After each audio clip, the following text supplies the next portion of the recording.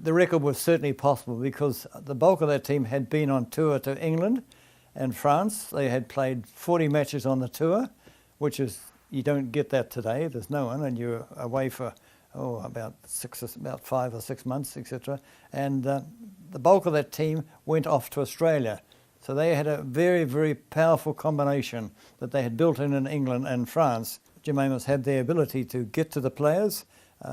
He was extremely smart, very tactical, and I can recall him saying about Clive Churchill, who was Australia's captain and their fullback, #1 player that they had over there. He said, we're going to make him run.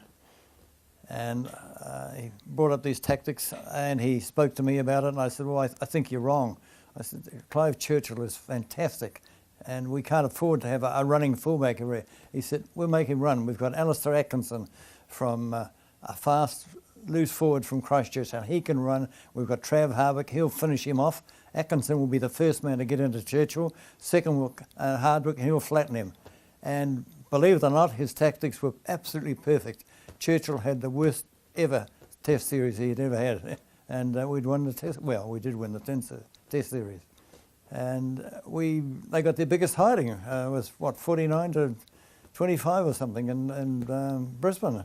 So the nucleus was there for a powerful team, but the tactics had to come from the coach, Jim Amos, and he decided to me to kick to the open, and I disagreed with him. I thought he was off his rocker, but he was right, because we had the pacemen to get up and bustle Churchill, and the fullback started to knock it on, he panicked, etc., and Australia were thrown right out of gear.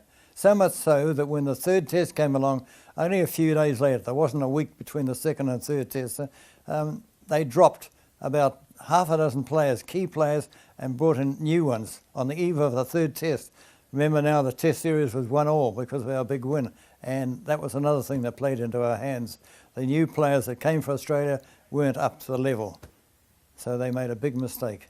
I didn't celebrate very much. I went to bed early actually because I had one eye half closed or partly closed and a cracked nose. So but in those days, being a goal kicker, you always went for the goal kicker. There's two people you want to get rid of in a test match in those days. One was the game breaker, who's around the first 5, or somebody who could really make the breaks, and the goal kicker, whoever he was, no matter where he played. Those are two players you made sure you singled out, and the stiff arm was very prevalent, and you made sure that the body contact was there.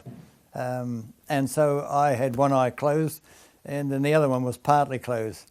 And I can remember somebody saying, well, you can't see the goalpost. And I said, yes, he'll kick it. We looked particularly good down at Christchurch. And the nucleus of the team was there from the previous tour. Then we went to Wellington, and it was on the Basin Reserve. Well, I don't know. I had a shot at goal that we went to the Prime Minister's function after we played the test, which was a 12-11 win to us. And the Australians were really hacked off over the line umpire.